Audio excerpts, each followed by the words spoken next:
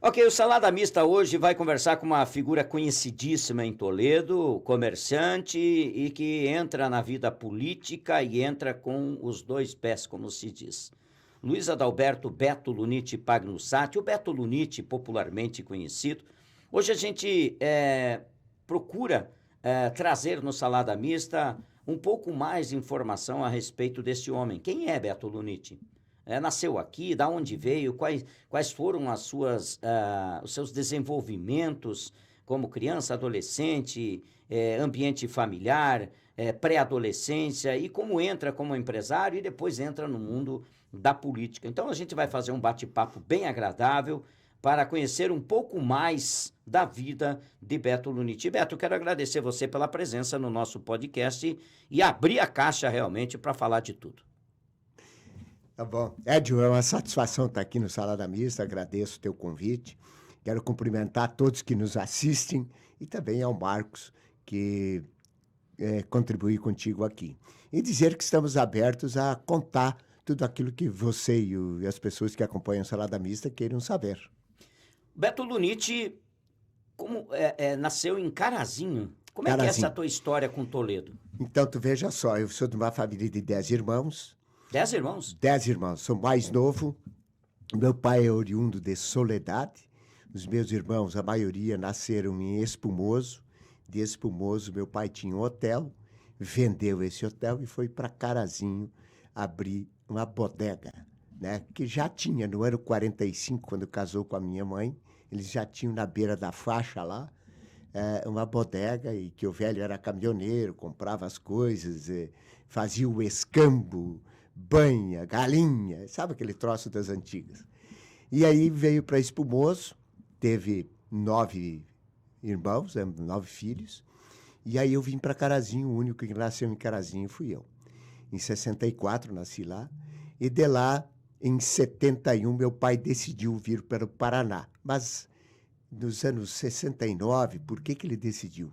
Porque não estava mais dando, do ponto de vista econômico, retorno, cuidado com a família e o desejo também de buscar novos horizontes, ele aos 52 anos. E viemos parar em Toledo, no ano 71, 15 de janeiro de 71, às 3 horas da tarde. Eu me lembro muito bem que os meus amigos, os primeiros, quando eu botei o pé aqui, Jaime Gato, Rudimar Gato, o Roberto Lorenzi, o Rogério Lorenzi, e depois, no dia seguinte, me recordo, o Marcos veio com a família dele, enfim. E firmamos o pé aqui e nunca mais saímos daqui. 7 anos, então você... Eu tinha, de 6 para 7 6 a anos. 7 anos de idade, você isso. veio para Toledo. E foi Então uma você infância... recorda essa chegada já aqui, né? Recordo de tudo da minha infância, inclusive de Carazinho. Com 4 aninhos, eu me lembro que eu tive um aniversário muito legal que a minha mãe fez. Também presenciamos um grave acidente. Nós morávamos numa... Meu pai tinha uma casa de comércio na esquina lá onde ia para o bairro chamado Glória, e um carro rodopiou na curva e entrou embaixo de um caminhão estacionado. Aquela imagem ficou na minha cabeça. E também lembro que tinha um frigorífico na frente do estabelecimento comercial. É muito legal a gente lembrar dos amigos, inclusive. O Leonardo Cavol, uma pessoa, inclusive soube que, me parece, ele faleceu, esse amigo, de antigamente. Eu tenho uma memória muito boa. Pois eu admiro muito essa tua memória, depois a gente vai falar sobre ela. E Toledo, o que você lembra aqui quando você chegou? Vocês vieram direto no Jardim Porto Alegre, ali fincou o pé? Nós chegamos pela Avenida Maripá, me lembro que meu pai parou ali na confluência da Barão do Rio Branco com a Maripá, no posto Copalto, né? Antigamente, e ali eu acho que ele desceu para conversar com o pessoal, até para se localizar, e de lá a gente foi para o Jardim Porto Alegre. Chegamos lá, pouquíssimas casas, muito poucas casas. A gente lembra que tudo era muito difícil, Edil. Uma pobreza danada. No tempo em que era uma seca, as serrarias, por força da sua atividade, queimavam as serragens, e isso pegava fogo de forma voluntária, e às vezes tinha poeira e inclusive fumaça. Era difícil, foi um tempo de dificuldades. Seu pai montou, você fala sempre o termo bodega, vamos usar o bodega, que é legal, antigamente os comerciais, né? Aquelas casas comerciais tinha de tudo, de cano de fogão, a tecido, a roupas íntimas, agulha, linhas, todos os gêneros comestíveis, prego, martelo, ferramentas, alumínios, japonas, camisas, calças. De tudo. Eslaques. Lembra, eslaque, a calça, né? Calçados. E você com 7 anos, como é que é naquela época? Você já é convocado? Opa, começa a ajudar aqui? Na verdade, dos 7 aos 10, eu estudei, né? Estudei na Escola Alberto Santos Dumont. Minha primeira professora foi a professora querida, maravilhosa, que está por aí ainda, que é a Beatriz Vendramini, esposa do João Carlos Vendramini. Depois, no segundo aninho, tive a professora Lúcia. No terceiro, a professora espetacular também, a Euclédia Vendramini. E no quarto ano, a Jane Menegola. Então, são tempos que a gente gravou, né, nesse tempo em que comecei a estudar. Daí, já no quarto ano, aos 10 anos, nós ajudamos a construir a escola nova do Jardim Porto Alegre. Porque quando eu estudei, a escola era dividida. Tinha um barracão ali na rua Erechim com a Santa Catarina e tinha uma escolinha de 2 salas, uma escola de madeira azul, 2 salas com uma área no meio que ligava as 2 salas. E ali a gente estudou o segundo e o terceiro ano. Então, o primeiro nesse barracão, o segundo e terceiro lá naquela escolinha, onde hoje é a Igreja Menino Deus do Jardim Porto Alegre, e depois se transferiu para a escola nova, e eu fiz o quarto ano lá. A gente ajudou a construir os jardins e plantar grama, organizar a escola. Foi muito bom. E já no quarto ano, estudava de manhã, à tarde, ia para a bodega do pai, ajudar a mãe e o pai a tocar os negócios. Porque parte da família ficou em Carazinho, lá no Rio Grande, já casados, Porto Alegre, etc. Então, eu tenho irmãos com 70 e tantos anos, já o mais velho é falecido, tenho 2 irmãos falecidos. E a gente tocou essa vida junto com o pai e a mãe, mas com 10 anos de idade já me impunham, naquele momento, uma certa responsabilidade de estudar, mas à tarde trabalhar, fazer as tarefas de casa e trabalhar. Tempos diferentes, né? Uma realidade bem diferente da de hoje, né? Você começa a imaginar uma criança com 10 anos assumir... Hoje, sim, você não consegue entender isso, né? Uma criança com 10 anos assumir essa responsabilidade. Perfeito. Na verdade, era um modelo daquela época, onde os pais entendiam que os filhos precisavam ter afetividade ao trabalho, novos. Para quê? Para não se envolverem em situações adversas. Mas ali no Jardim Porto Alegre sempre foi uma comunidade muito boa. E depois, em 73, 74, né, teve a mudança na paróquia. Nós tivemos daí a entrega da paróquia sob gestão dos freis capuchinhos, que chegou lá o frei Alceu, frei Edmundo, frei Irineu, depois veio o frei Gaspar, depois outros freis, que foram fazendo a gestão de lá. E de lá, pela formação religiosa, a gente foi tendo afetividade também, porque minha mãe, muito religiosa, meu pai, colocavam a gente sempre na linha, né? Como se diz, igreja e participar da comunidade.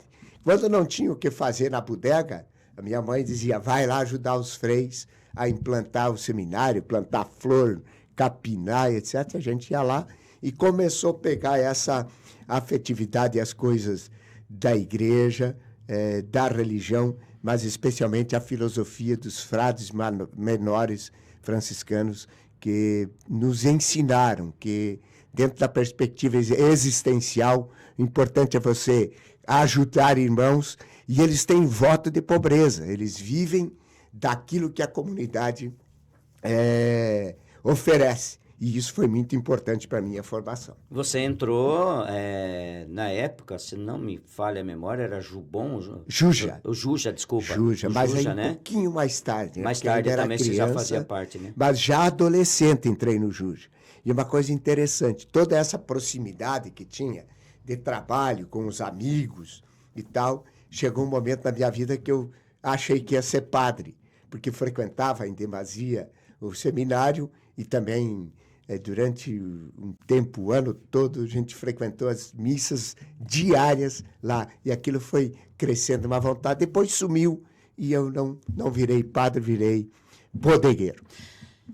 A tua vida começa a sofrer, a tua vida, a gente ouvindo um pouco, eu vou aprender um pouco com você, conhecer, embora a gente se conheça, mas eu vou conhecendo um pouco mais a fundo, e essa é a ideia desse podcast. Se você, quando chega, com toda essa tua trajetória já prematura, de responsabilidades e tal, que era algo normal naquela época, quando você atinge 20 anos de idade, eu queria entender isso aí, a 20 anos de idade, praticamente você assume a bodega, como você diz, assume a bodega do pai.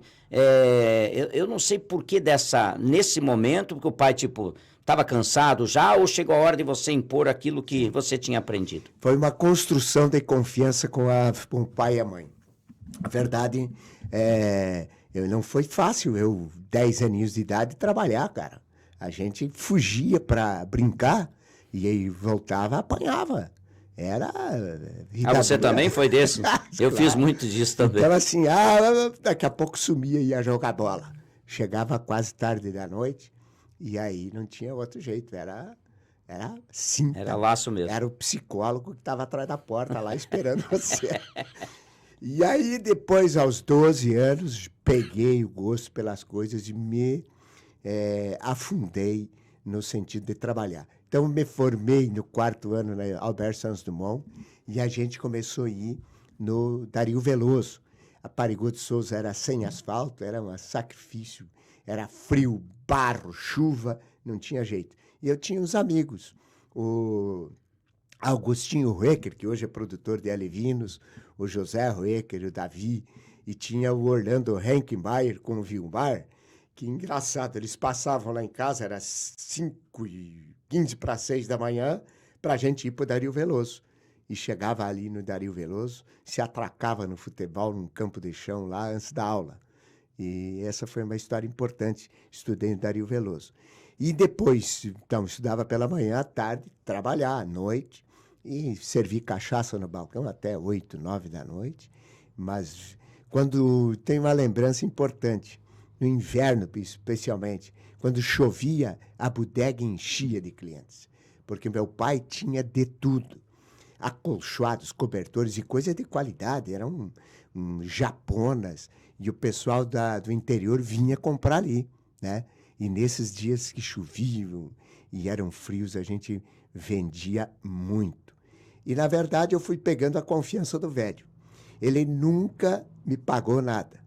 Mas eu precisava, como jovem, aqui uma confissão pela primeira vez, também adolescente, jovem, ao final de semana eu tinha que ter um troquinho para tomar uma Coca-Cola, depois, mais tarde, uma cervejinha, e aí eu media a minha pegadinha no caixa lá pelo movimento da loja. Se foi bom, um troquinho a mais. Se não foi bom, talvez não pegava ou era só um pouquinho.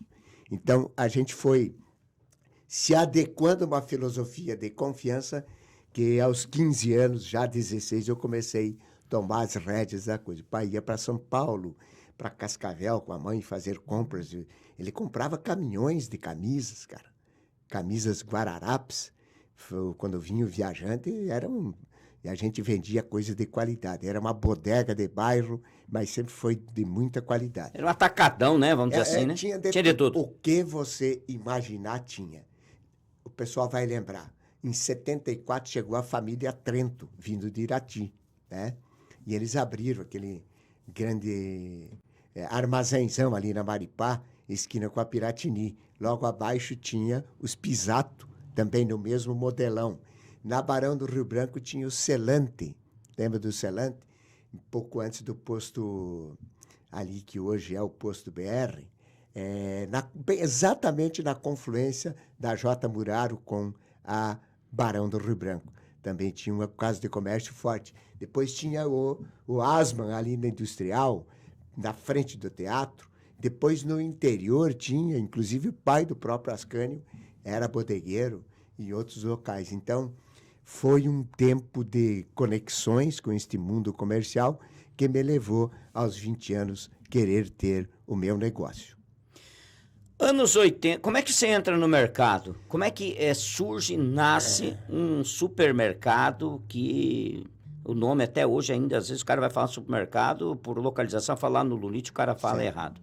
Olha, eu vou te dizer o seguinte: quando nós chegamos, o nome da bodega do velho, como ele tinha que ser, ele era um homem muito rígido e as vontades dele tinham que acontecer. Então ele botou na bodega dele, Novo Armazém Econômico. E eu me lembro que tinha a Rádio Colmeia e ele foi botar propaganda da Rádio Colmeia, veja só. E aí a gente tirava sarro dele depois, durante muito tempo, né? E ele falou que tinha que ter uma expressão inicial no comercial. Estourou a bomba no Jardim Porto Alegre, que era a abertura do mercado. da bodeguinha dele lá. E depois melhorou um pouquinho, se tornou Ersati, que é Ermília e Pagnussati, o nome da mãe e do pai. E eu, por um período, fiquei conhecida como Bettersati. Olha só. Bettersati, não sei o quê, tá. E aí chegou o momento em que ele se aposentou, ele vendeu a bodega, e nesse tempo eu fui por 6 meses vender seguro. Não me adaptei, e aí eu falei, cara, eu vou abrir uma bodega para mim. Mas antes disso, eu fui para o Rio Grande do Sul fazer engenharia, lá na Unicinos. Como eu tinha que trabalhar e pagar a faculdade, eu não tinha condições, eu resolvi voltar e fiz um traçado na minha vida. Lá, junto com meus irmãos que estudavam lá. Falei, olha, eu vou para lá, eu vou abrir um supermercado. E eu gravei onde eu queria abrir. Ali onde tem um posto de blindagem. Ali era para ser a abertura do meu supermercado. E aí não deu certo lá, mas deu certo na bodega antiga do velho. E eu fiz uma propositura para o meu pai. Pai, eu quero voltar a ser comerciante. Me dê 25 conto, você bota 25 dos teus e eu consigo mais um sócio com 25, ou talvez outro com mais 25, dá 100.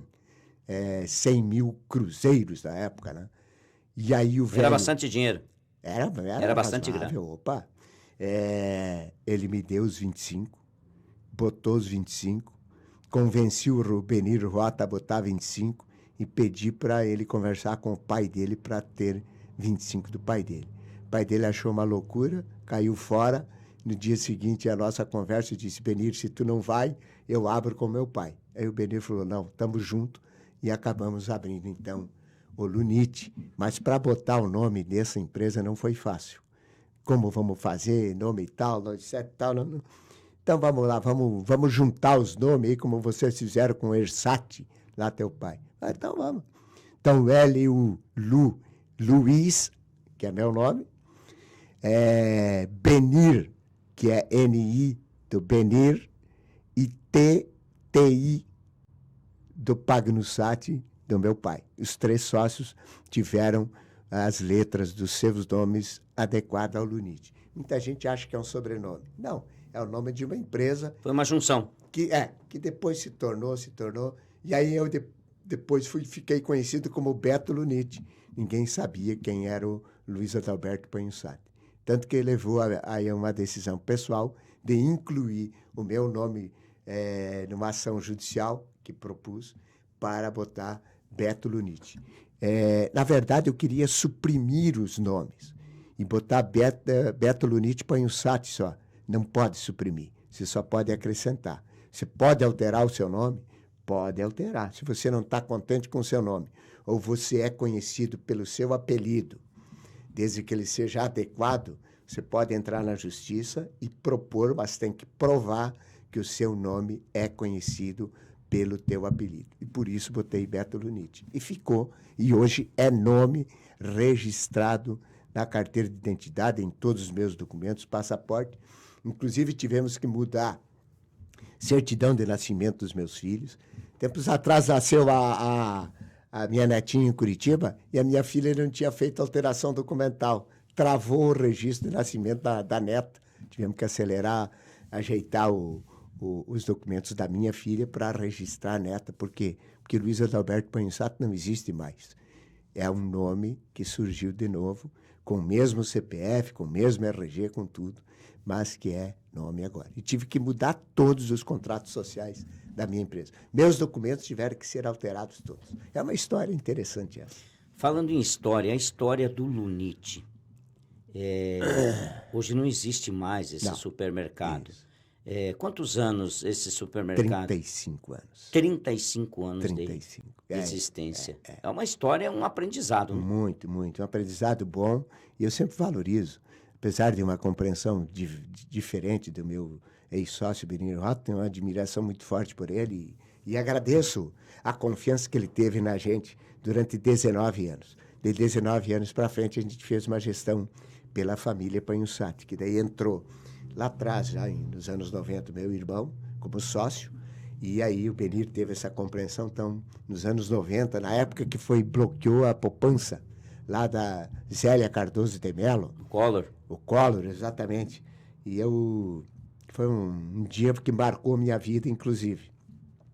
Nós construímos a entrada do meu irmão, ele era funcionário do Banco do Brasil, veio do Rio Grande para cá, e falou, tenho um dinheiro aí, quero investir. E aí nós estávamos construindo aquela loja, onde hoje é o Almayer, né? Lá na esquina, e pronto, o barracão precisava comprar os equipamentos e ele botou o dinheiro. Depositou na poupança num dia anterior, no outro dia, bloqueada a poupança. E eu assinei o contrato, junto com o meu sócio, do pedido dos equipamentos. Cara, aquilo foi um desespero total. Dinheiro bloqueado, compromisso assumido, como resolver. E eu recebi a notícia, quando eu fui buscar minha marmitinha, lá no posto Muraro, onde como é o nome da Muraro que servia? Não, os trombetas serviam. E tinha um espaço que fazia marmita, um restaurantinho. E meio-dia, televisão. Aí apareceu lá... tipo congelamento das coisas. Plantão do Jornal, né, Nacional, que não existia. O plantão do Jornal Nacional, só aquela música conhecida, certo. Só quando morreu o Mamonas Assassino. Foi a primeira vez que apareceu no ar o plantão do Jornal Nacional, quando caiu o avião do Mamonas Assassinas. E aquele dia, então, que eu fui buscar a marmita, a Zélia entrou no ar, dizendo todo o processo de bloqueio. Cara, eu estava na fila da marmita, me tremia as pernas, tia, não sabia. O que eu faço agora? O que eu faço agora, né? Mas lutamos e fomos para cima, o dinheiro ficou bloqueado. A gente conseguiu, por muita luta, cumprir com os compromissos, abrir a bodega grande e o dinheiro ficou bloqueado. Depois foi liberado, defasado e tal, e ficou na história. O supermercado que te deu cancha, você tem muita coisa que é nato, e isso me parece ser nato de Beto Lunite, de ter essa comunicação fácil, essa boa memória, essa boa convivência com o público, e a gente sempre testemunhou você no supermercado, quando você de repente resolvia fazer promoções. Vou lembrar de algumas em período de Páscoa, principalmente, que é a hora de vender ovos, e aí você pega o microfone e vai, conversa com o povo e torra daqui, de lá e tal. A gente via essa tua comunicação bem, bem tranquila. Isso que te deu bagagem para a vida política, vida pública depois? Não. Isso é um espaço da minha vida que eu sempre exerci com muita determinação. Eu, quando faço uma coisa, eu faço com amor, com dedicação, com vontade. A minha vida não foi fácil, não. Minha vida foi uma vida de lutas, às vezes, em algum instante, dizer assim, puxa vida, será que vale a pena todo esse esforço e as coisas estão sendo muito difíceis na vida, etc. Mas eu sempre voltava para dentro de mim e falava, não, nós precisamos avançar. E a cada dia era um dia, a gente conquistou o espaço empresarial em Toledo. Mas o que me levou a viver e estar na vida pública é a questão de olhar para as pessoas, ver o sofrimento delas, ver a alegria delas, ver os desejos delas e os sonhos delas. Isso foi enquanto eu participei do grupo de jovens também. Essa desenvoltura no sentido de ter o refino da compreensão de espaço e de momento com as pessoas. Então, quando eu disse que na minha infância a gente já teve uma afetividade, aqueles que defendem que o ser humano é igual e precisa ter oportunidades, que são os freis capuchinhos, aquilo foi se avolumando dentro da gente. E vai para a memória, vai para os interesses, por aquilo que a gente deseja. E a minha vida dentro da política, ela aconteceu nos anos 92, quando começou um movimento lá no Jardim Porto Alegre para eleição de um vereador. E a gente se reuniu pela Associação dos Moradores, eu já era empresário pelo Lunite, e naturalmente que as pessoas vieram conversar, e pela amizade que se tinha, concluiu-se que naquele momento eu não podia ser, e aí o Beluir Rota foi o nosso candidato, e a gente elegeu o Beluir. Mas eu assumi um compromisso com ele, dizendo que se porventura não houvesse interesse dele em continuar a sua jornada na política, eu, na eleição futura, colocaria o meu nome à disposição. E dito e feito, numa reunião que antecedeu daí as eleições de 96, a gente teve uma conversa lá na igreja do Jardim Porto Alegre, e ele disse que declinava da vontade de continuar na política, mas que ele queria ver se eu tinha a palavra, e me cobrou isso na reunião, de manter aquilo que eu teria dito para ele lá atrás.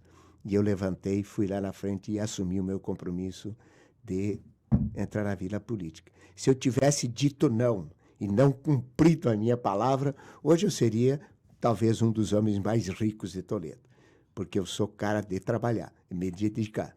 E fiz essa opção de vida por conta de oferecer minha palavra e valer. Sempre eu tenho dito o seguinte para os meus filhos e aqueles que estão próximos: quando você não é obrigado a assumir compromissos. Não é. Se ninguém pode arrancar compromisso de você, tem que ter um compromisso que você queira cumprir.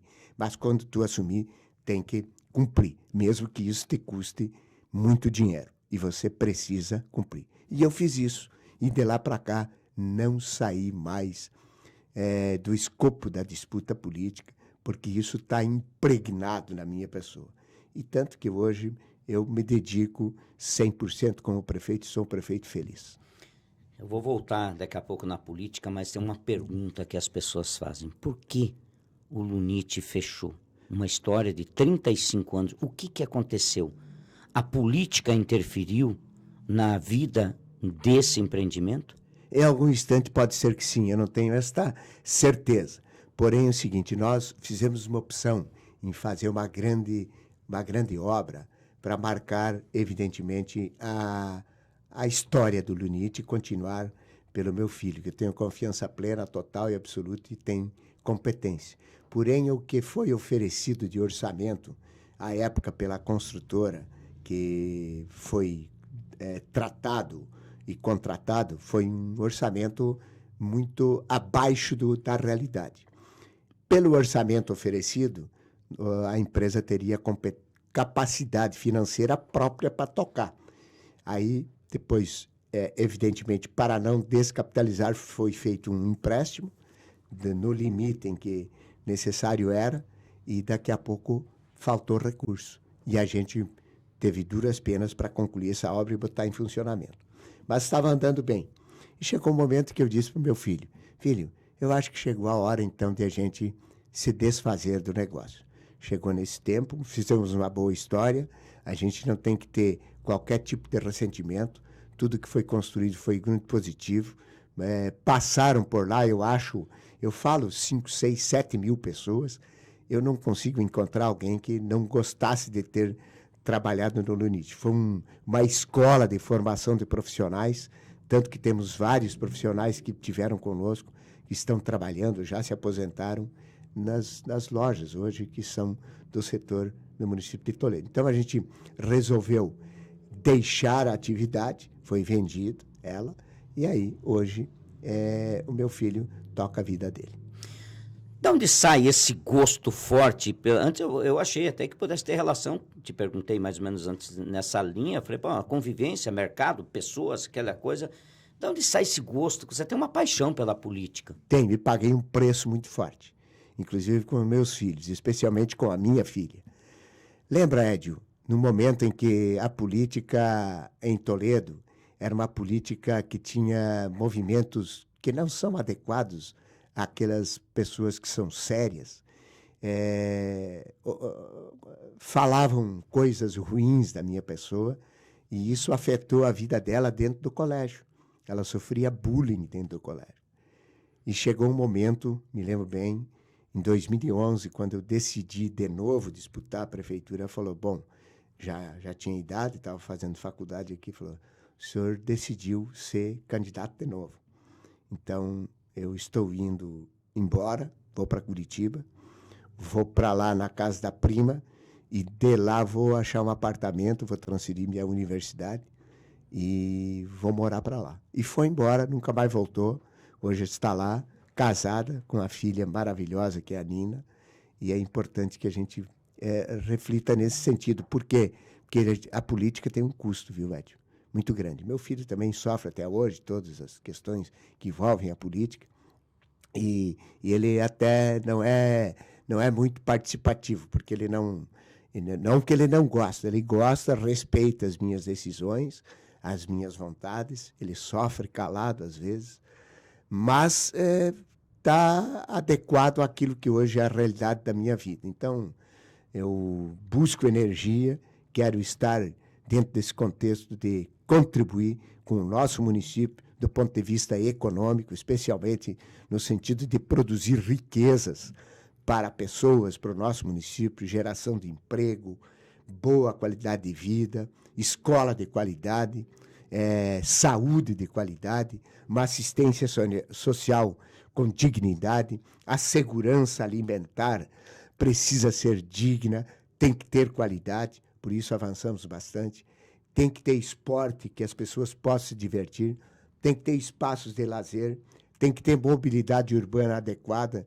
para ter segurança, o pai de família, a mulher que trabalha fora, sair de casa e voltar para casa no final do dia para fazer com que a sua vida seja feliz. E aquilo que eu quero para os meus netos, eu também desejo para todas as crianças do município de Toledo. Se eu tiver errado agora, você me corrige que eu não sou bom de número. Você participou de 10 disputas para prefeito? 10 disputas para prefeito? 6. Ou 6 disputas para prefeito? Eleito vereador e em foi 96. Mas você teve, então, 10, só para confirmar aqui, 10 disputas eleitorais, né? E 11. E agora vamos para... E aí você ganhou 3, é isso? Sim. Vereador, 97, 3 candidaturas a deputado estadual e agora vamos para a 7ª disputa a prefeito. Vereador, prefeito e deputado, né? Deputado, as 3 que disputei, fiquei suplente, bem próximo de assumir. Bem próximo. Como é que é essa persistência? Poxa, pera, você disputou 10. Era para estar em casa, né? Como é que é isso? Assim, eu falo assim, não, desanimei, peraí, não dá mais. Não, isso faz Como parte... é que é isso? Eu queria entender esse teu... por isso que eu falo, você tem uma paixão aí dentro muito Sim, grande. a gente... política tem que ser tratada com seriedade. Quando você não logra êxito no teu objetivo de vencer, você não pode se sentir um derrotado. Pós-apuração, resultado dito, proclamado pela Justiça Eleitoral, precisa ser acatado. E eu sempre fiz isso. No dia seguinte, eu estava dentro da minha empresa, trabalhando e, naturalmente, ajustando os finais de prestação de contas de campanha pela assessoria, mas sempre muito focado naquilo que fiz. Então, teve campanha? Teve. Agora estou dentro da empresa, vamos se dedicar à empresa. No tempo certo, a gente volta a disputar. Mas isso tudo é por amor àquilo que a gente faz. Não existe felicidade, Ed, na vida das pessoas se não houver compreensão que você precisa se dedicar de forma intensa, absoluta, total naquilo que a gente faz. Por exemplo, eu estou aqui com você, dando essa entrevista para o Salada Mista. Eu estou vivendo essa entrevista.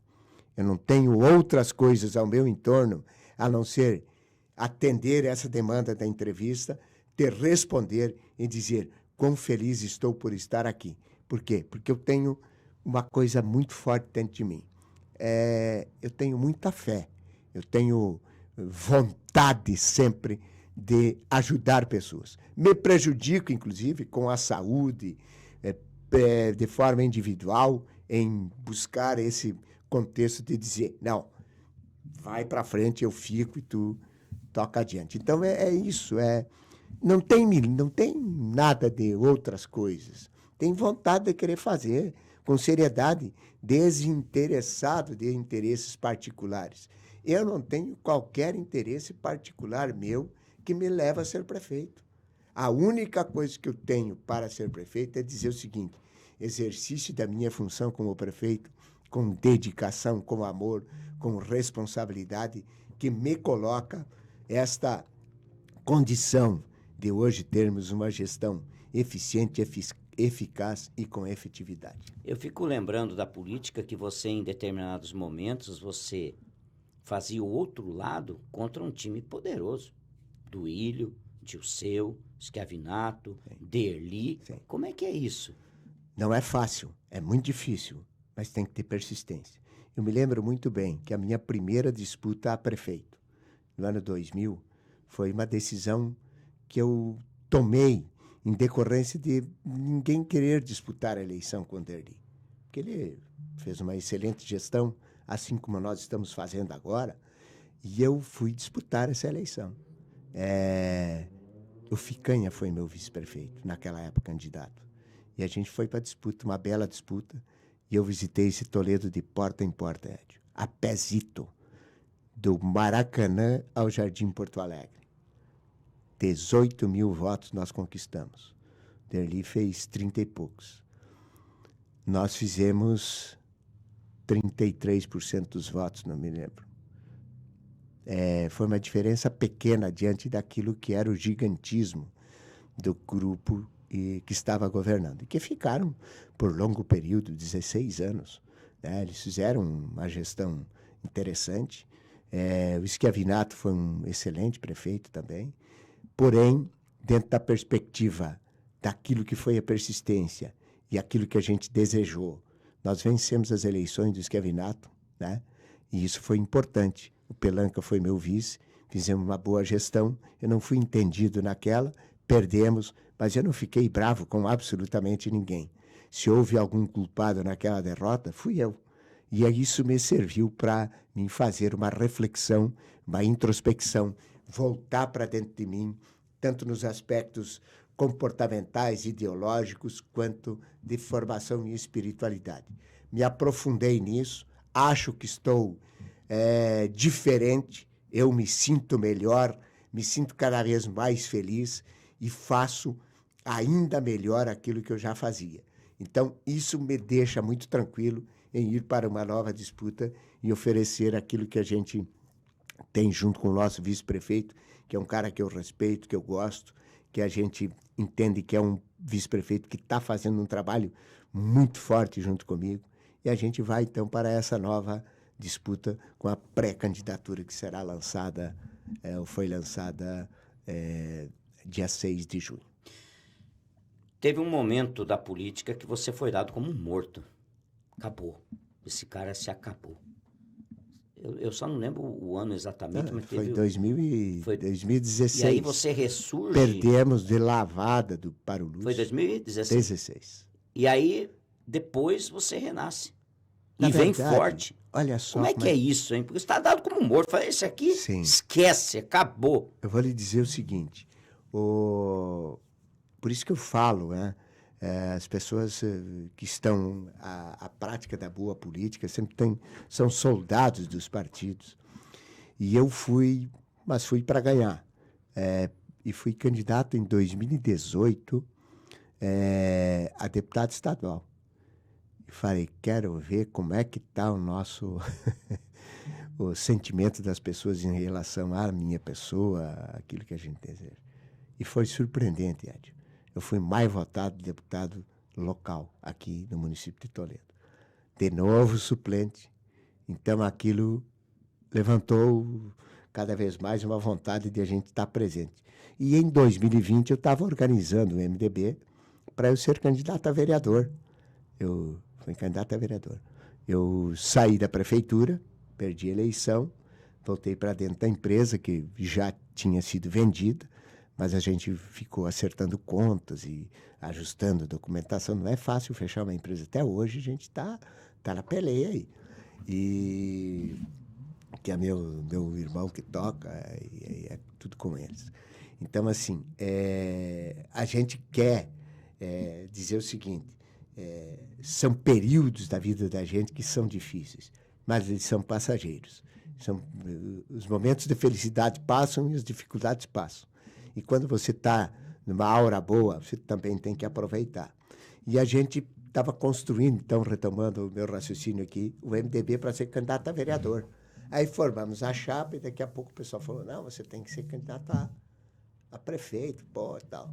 Falei, cara, mas estamos isolados aqui, tem um monte de gente que vai disputar e não tem jeito, não dá. Um belo dia eu chamei o Ademar lá no escritório, falei, ô alemão, você está disposto a ir para uma disputa para ganhar ou para perder? Eu estou te convidando a você ser meu vice-prefeito. Foi um café que eu fiz no escritório. O alemão foi lá, eu fechei o escritório, fechei as portas, chavei. Hoje ou nós temos decidido para ser candidato a prefeito ou a vice-prefeito. Vereador eu já queria ser. E acertamos com o Ademar, então ele vice, porque ele vivia dizendo que não queria ser mais candidato a vereador. Falei, putz, não tem que ser com esse alemão aí. E foi. Ia ser uma chapa pura, né? Ele é do MDB, e eu também. E acertamos um café da manhã que ele seria nosso vice. Só tinha uma condição, que eu teria que pôr no programa de governo o lote social. Uma questão dele, particular, de interesse. E eu olhei o programa, de pronto liguei para o Dr. Joma, não faço nada sem consultas. Liguei para o Dr. Joma, que foi meu assessor jurídico, explicamos o caso, e o Joma disse, não, eu acho que tem condição de botar isso legalmente e dá para consolidar isso como um programa. Falei, Ademar, está feito, se você quer, nós queremos, vamos fechar o acordo. E batemos o martelo e fomos para frente e vencemos as eleições. Hoje somos prefeito e vice e estamos fazendo uma bela gestão, acho, e os números que se apontam aí, já registrados, as pesquisas e outros que a gente também tem tido acesso, mostram que a população está gostando da nossa gestão. Mundo, hoje a política polarizada, não sei se muda muito e tal, mas você é tido por muitos como comunista, como um cara de esquerda. Como é que você se vê? Porque eu não sei se isso teve muito a ver pela tua forma sempre de pensar, de falar do humano e tal, ou se foi a sua junção com o partido de esquerda, o PT, na primeira eleição que você ganhou para prefeito, você venceu aquele pleito. Como é que é o prefeito hoje? Hoje tem muito dessas pechas e a gente verifica isso. O que você diz a esse respeito? Vamos lá. Vamos fazer uma retrospectiva. É importante. Eu me elegi vereador pelo PDT. O Albino Coraz era o candidato, o Ascani Butz, que era o candidato a prefeito, e o Alceu Dalbosco era candidato a vice-prefeito. O PT estava junto com outro candidato na disputa em 96, 97, quando a gente assumiu. Do ano 2000, nós estivemos junto com o PT. Fiquei 7 horas discutindo a presença do PT na coligação. E aí, de lá, foi... No ano 2000, 2002, eu apoiei o Welter para deputado. A gente tinha que ter um deputado em Toledo, uma nova alternativa, ele se elegeu. Depois, em 2004, o PT lançou candidatura, recuou. Depois, em 2008, o Welter foi candidato a prefeito, todos sabem. 2010 foi uma decisão que tomamos por conta de estar indo para uma disputa à prefeitura, não fui candidato. 2006, volta atrás, fui candidato a deputado, o Welter foi candidato, não estivemos juntos. 2008 ele foi candidato, então, a prefeito. 2009, 2010, eu apoiei ele para deputado. 2012, nós ganhamos as eleições, o PT nos apoiou. E aí, depois, não tivemos mais juntos. Então, já de 2012, a gestão, não estivemos mais juntos com o PT. São situações que, assim como o Schiavinato e o seu Esperafico, tiveram proximidades com os governos do PT. Para quê? para ter os benefícios que o governo federal tinha. Olha quantas casas populares o Schiavinato construiu. Olha os restaurantes populares que vieram.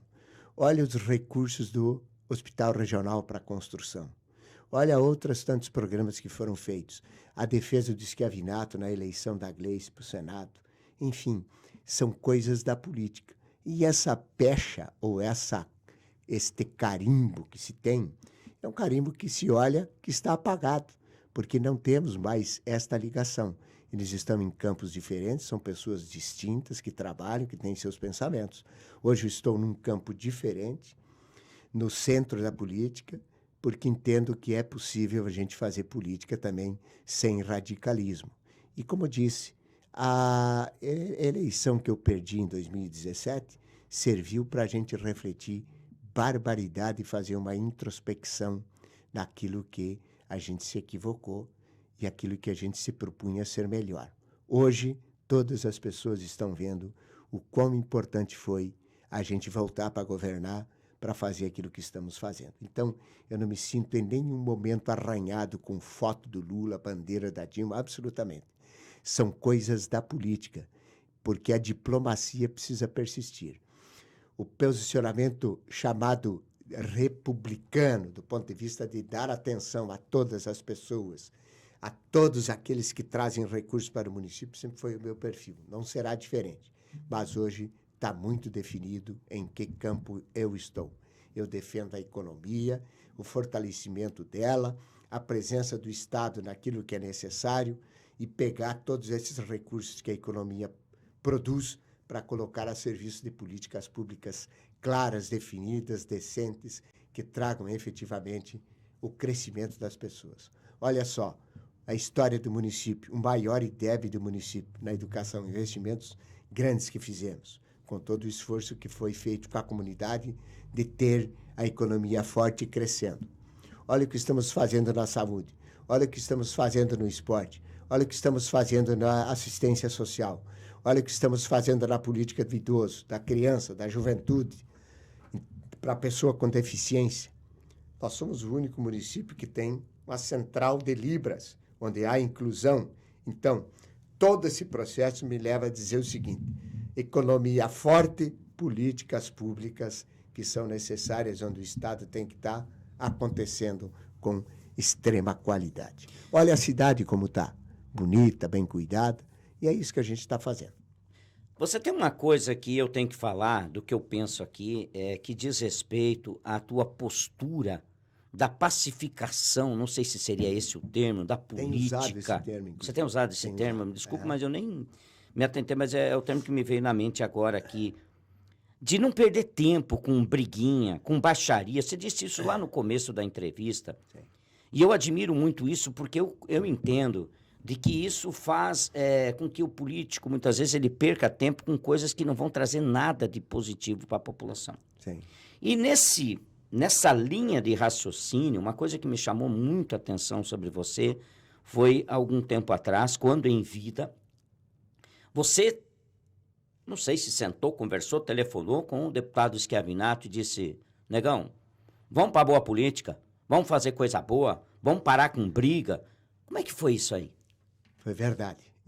Antes da eleição, inclusive, em 2020, Schiavinato e nós conversamos sobre promover uma disputa importante de apresentação dos programas de governo, mas dentro de uma qualidade, para que as pessoas escolhessem os melhores candidatos, os melhores programas, enfim.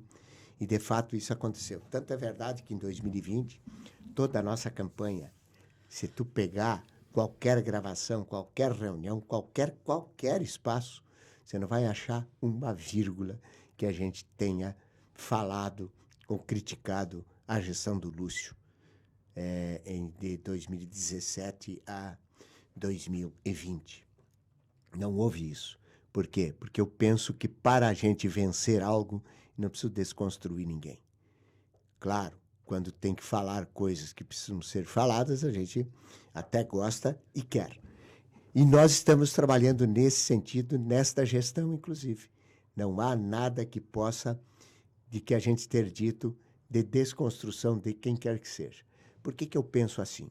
Porque se nós tivermos o embate da política raivosa, rancorosa, ele ocupa tempo para que eu possa fazer coisas diferentes e melhores para a população.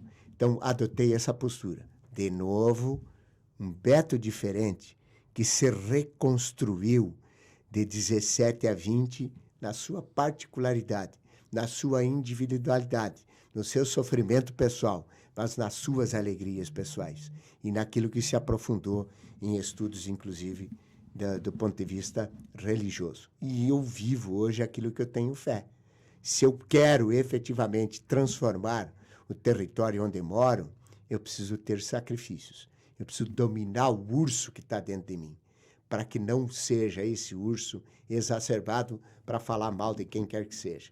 Então, Edio, eu tenho tido isso e quero levar isso adiante. E eu estou conseguindo, com muitas pessoas, implementar essa filosofia na política. Por quê? Porque Toledo ganha com isso. Eu não vou resolver o problema do Brasil. Eu não tenho condições. Eu sou prefeito de uma cidade. Eu preciso o quê? Eu preciso estar dedicado ao meu território, ao território de 1.200 metros quadrados. E próximo ao governo do Estado, para quê? Para efetivamente, dentro da perspectiva daquilo que o governo do Estado tem de recursos a repassar, a gente ter ele sempre ao alcance. E é isso que eu estou fazendo. Então, com o Schiavinato, foi nesta linha que a gente trabalhou. Infelizmente, ele faleceu. Veja só, histórico isso na política. Conversamos com o Schiavinato, o PP elegeu 5 vereadores. Nós conversamos, o Schiavinato ajudou a conversar com o pessoal e os vereadores do PP votaram para o Bisonin, como presidente da Câmara. Nós fizemos o presidente da Câmara, o Bisonin. Então, veja o quanto isso foi importante. Durante este período que o Bisonin foi presidente, os vereadores que não foram eleitos do nosso campo, que de 19 elegemos 4, foram conhecendo essa nova política que estou praticando. Especialmente este novo Beto, que aqui está, que não é gênero, que é de fato uma nova pessoa, um novo sentimento. Entenderam a nossa proposta de gestão e a gente conseguiu eleger de novo o candidato do governo, que é o Dudu Barbosa. Então, a relação com a Câmara Municipal mostra efetivamente, mesmo que tenha alguns embates políticos que são próprios, que nós temos tido assertivas decisões na condução do processo político. E é isso que eu quero para o meu município. Eu não sei o que vai acontecer nas eleições desta pré-candidatura nossa, depois o registro dela, lá na frente, no coração das pessoas. Eu não sei. Hoje a gente tem tido informações que estamos muito bem posicionados, a aprovação do governo é boa, enfim, a gente tem. Mas sempre tem sentimentos adversos. Eu quero, sim, ser prefeito novamente para constituir um ciclo diferente de gestão para que isso sirva para nós, como gente da política, de observação dessa história, para que a gente deixe de gastar tempo na discussão adversa da política e coloque as energias em coisas boas. Na tua gestão, você tem conseguido algo que eu não vi, sozinho. Essa construção sempre através de um partido, de deputados e tal. Você não tinha um deputado estadual ao seu lado para fazer essa ponte com o governo do estado. Como você consegue essa aproximação com o Ratinho Júnior? E o Ratinho Júnior se encanta com Toledo e traz recursos, tudo aquilo que você pede, você tem conseguido, ou quase tudo. Olha, Ed, nada tem que ser forçado. Tudo tem que ser discutido dentro da diplomacia. Marcel Micheleto teve o seu candidato aqui, foi o Tita Furlan. E, naturalmente, que o Tita fez a sua campanha, não elegeu-se, e o Marcel fez Deixa eu limpar meu nariz aqui, que isso faz parte da vida. Faz parte da entrevista também. Ao vivo, ao natural, é assim mesmo. Né? Então, a gente também resfriadinho, desculpe, pedir desculpas. Então, o Marcel apoiou o Tita, né? E depois da eleição, eu procurei o Marcel. Escuta, Marcel, agora somos prefeito eleito, vamos assumir o mandato e a gente vai precisar de gente, porque tu é o deputado. E ele prontamente nos ajudou, né, nesse sentido. Bom, resultado. Aí chegou a disputa eleitoral para deputado. Tínhamos que eleger um deputado no município de Toledo estadual. Naturalmente, a defesa do nosso Ademar, o homem combativo e preparado para a Assembleia Legislativa. Foi o mais votado. Não deu certo. De novo, Marcel compreendeu, e é isso que eu preciso valorizar no Marcel. Ele compreendeu essa dinâmica e ajudou a consolidar a nossa presença dentro do governo do Estado. A aproximação com o governo do Ratinho foi de conhecimento. Ratinho compreendeu a dinâmica que estamos implementando em Toledo e gostou. E por isso eu estou hoje no PSD para disputar essa eleição. E, naturalmente, que isso é fundamental a gente ter o diálogo, a diplomacia. Então, temos o Marcel, que está nos ajudando lá, temos o Gugu Bueno, que é o deputado do PSD, que também contribui, temos o Sérgio Souza, que há décadas está muito companheiro nosso, além de agora somar-se ao Jacobo, ao Felipe Francischini, a outros deputados importantes que fazem parte dessa aliança de partidos que estamos governando o município. E também uma boa relação com o próprio Esperafico, com o Melton Welter, com todo esse universo político que traz recursos. Eu não fecho as portas para ninguém. Você tem dado abertura, até eu ia entrar nisso agora, você tem dado abertura para todos os deputados e também a nível de casa, os vereadores participar de reuniões. Eu nunca vi alguém, um prefeito, vamos dizer, de oposição, chamar os vereadores opositores a estarem presentes. Como é que é isso? Perfeito. Eu não tenho reunião de base. Não tenho. De novo aqui, para registrar. Este novo Beto, esse novo pensar, novo agir, é tudo em prol de quê?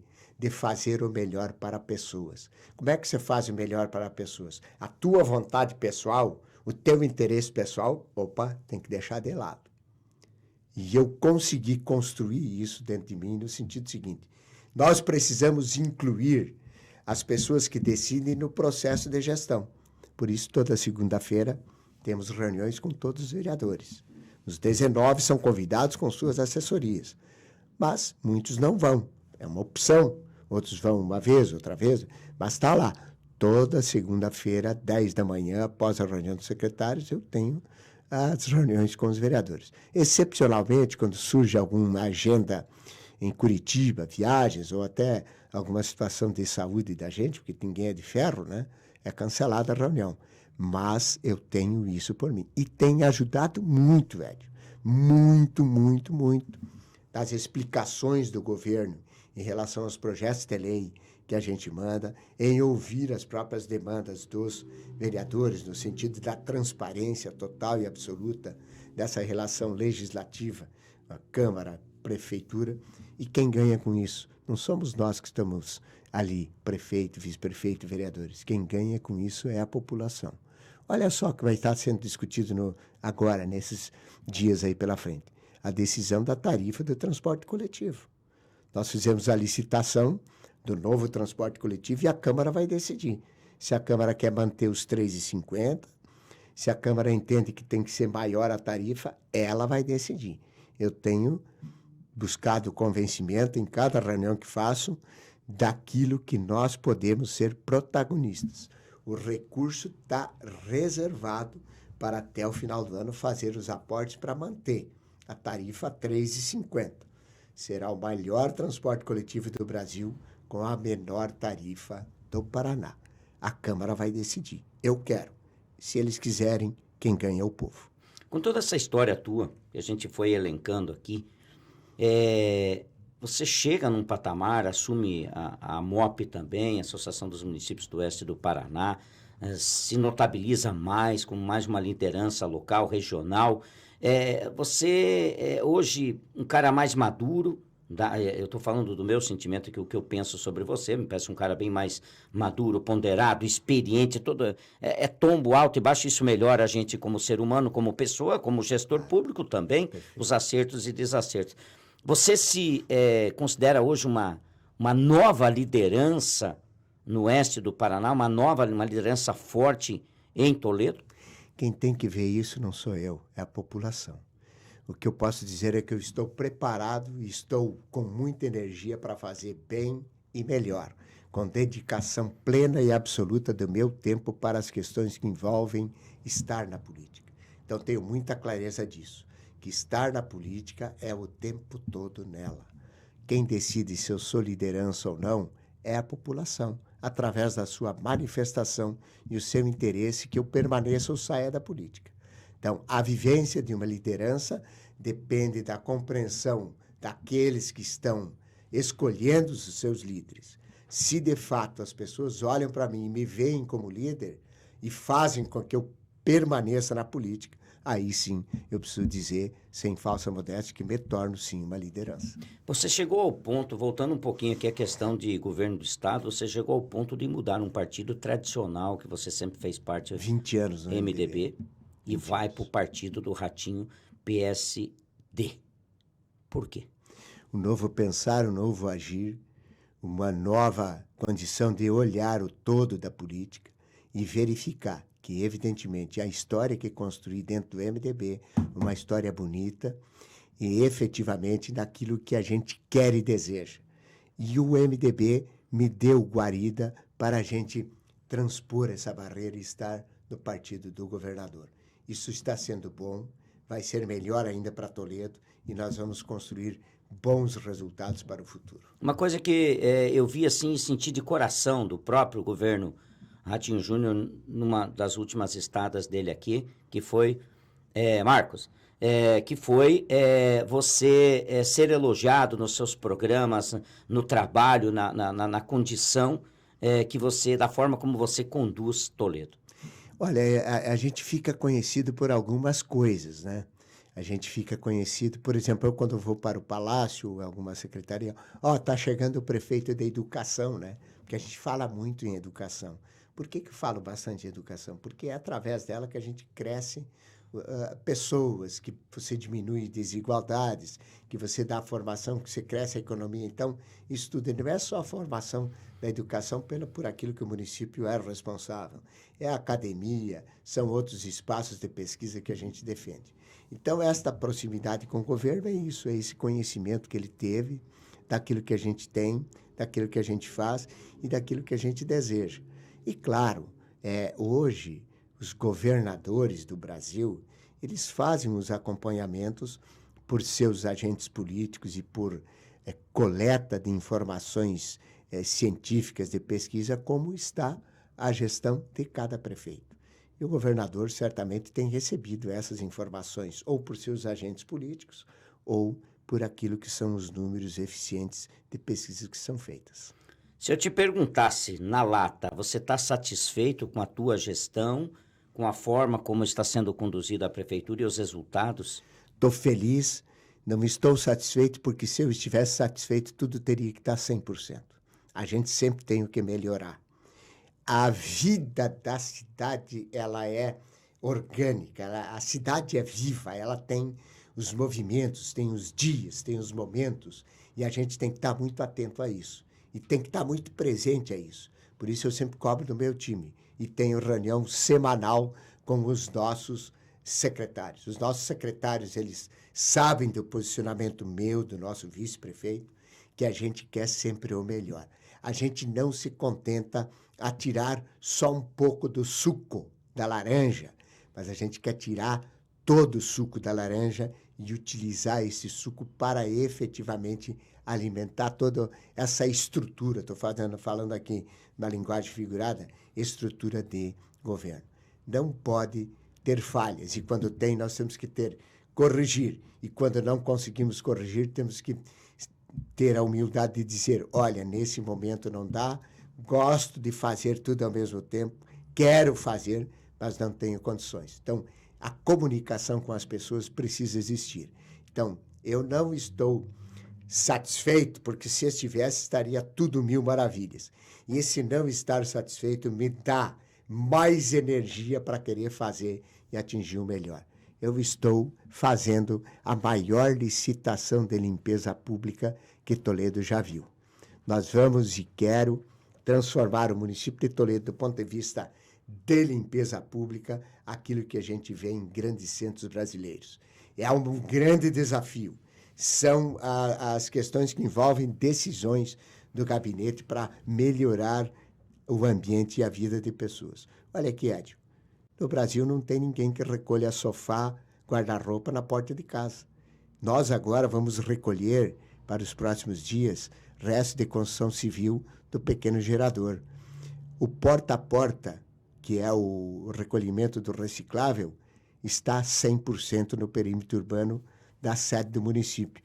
Estamos concluindo a maior célula nova do aterro sanitário para ser entregue nos próximos dias.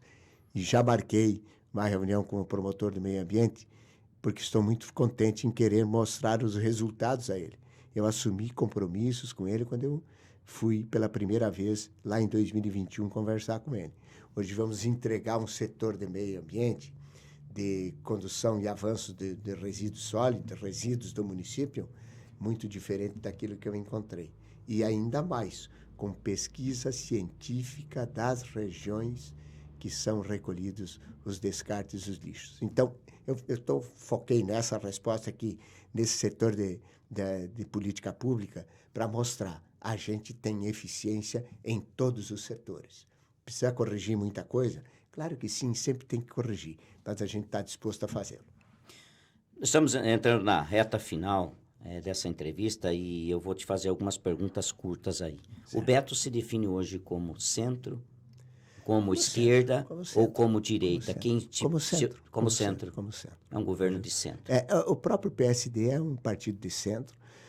Eu digo o seguinte, a gente tem que fortalecer a economia, desburocratizar, fazer com que o empresário tenha liberdade de trabalhar e utilizar-se desse recurso que se arrecada para promover as políticas que são boas para as pessoas. A economia tem que estar a serviço da vida. E nós precisamos ter competência, decisão pessoal que eu tenho de conversar tanto com o campo da direita, da extrema-direita, quanto com o campo da esquerda, da extrema-esquerda. Por quê? Conversando é que a gente chega e converge os propósitos. A gente melhora as coisas com o diálogo. Não é no confronto, nas decisões abruptas que a gente encontra soluções. É no diálogo, na conversa, na recepção, no atendimento e nos avanços que a gente possa ter, no caso aqui territorial municipal, com a Câmara de Vereadores, que é o que está dando certo. Veja só, uma relação muito boa com todos os vereadores. Vou fazer o que eu nunca fiz aqui no programa, vou fazer um ping-pong contigo. Vamos lá. Pergunta e resposta rapidinha. Se eu conseguir. Não, acho que você consegue. Mas eu não bolei ela muito, mas time de futebol. Colorado. Família. Família, é tudo que a gente tem, não tem? É ali que é o berço nosso, é o acolhimento. Política. O que significa paixão, amor, sou feliz na política. Toledo. Cara, eu sou apaixonado por Toledo. É uma cidade que mudou a minha vida, que eu tenho meus filhos e que eu amo. Gosto musical. Cara, eu tenho escutado pouca música, mas gosto das músicas gauchescas, não aquelas bailanta, mas a nativista. Um político. Rapaz, eu penso hoje, em decorrência desse novo Beto, que a gente pode olhar para dentro do Tancredo Neves. Um sonho que talvez você possa querer ou gostaria de implementar para a próxima campanha. Eu penso que nós precisamos, pela segurança das pessoas, pela vida delas, nós temos que melhorar a nossa mobilidade urbana. Eu acho que esse é um ponto importante que eu quero tratar de forma muito intensa no município de Toledo. Um recado final seu ao povo de Toledo. Agradecimentos a todos que vivem nessa cidade, dizer que eu, como prefeito, tenho feito todo o esforço junto com o nosso governo, com o vice-prefeito, para fazer o melhor, mas sempre tem espaço para fazer ainda melhor. E dizer que estamos dedicados 100% em ser prefeito. Hoje eu sou o prefeito, está lá no meu Instagram, prefeito mais feliz do Brasil. Aquilo não é gênero, é verdade. Conceito de felicidade não é eu ficar dando risada o tempo inteiro. Não é isso para mim. O conceito de felicidade é eu compreender a dinâmica da minha existência, compreender os desafios, não me irritar com as coisas que possam ser difíceis e ter a inteligência e gente competente para resolver problemas e apontar soluções. É isso que a gente está fazendo e é o que vamos potencializar daqui para frente. Beto, eu quero te agradecer essa entrevista. É uma entrevista um pouco diferente que a gente tinha vontade de fazer, falar um pouquinho sobre tudo que você pensa e as pessoas. O objetivo é que as pessoas conheçam um pouco mais o Beto Luniti. Obrigado por tirar esse tempo importante, mas que você dedica aqui, não só para o Salada Mista, mas para a população de Toledo, que precisa, quem não conhece, precisa conhecer você. De novo, reforçar minha felicidade de estar aqui, é de agradecer esse espaço que você, no Salada Mista, nos propõe a todas as pessoas que você entrevista, cada um ocupa o espaço da forma que compreender. Aqui eu reportei de forma muito intensa aquilo que eu sinto, com o amor que sinto e com a vontade que tenho de mudar e melhorar pessoas e os ambientes por onde passo. Nós temos uma grande tarefa como seres humanos, deixar legados, não para ser vangloriados, porque tudo é passageiro. Daqui a pouquinho todo mundo esquece daquilo que você fez. Mas enquanto você estiver, faça diferente, porque você pode, deve e é preciso contribuir para melhorar a vida de pessoas e fazer pessoas felizes. Obrigado pelo espaço, muito sucesso, que Deus abençoe a todos. Esse foi o Salada Mista no X da Questão. Prefeito Beto Luniti falando, né? O prefeito, o político, o homem, o comerciante, o pai de família, né? De uma forma geral. Obrigado a todos pela audiência e em breve nós voltamos com mais um Salada Mista, sempre tocando no X da Questão. Até lá. Forte abraço.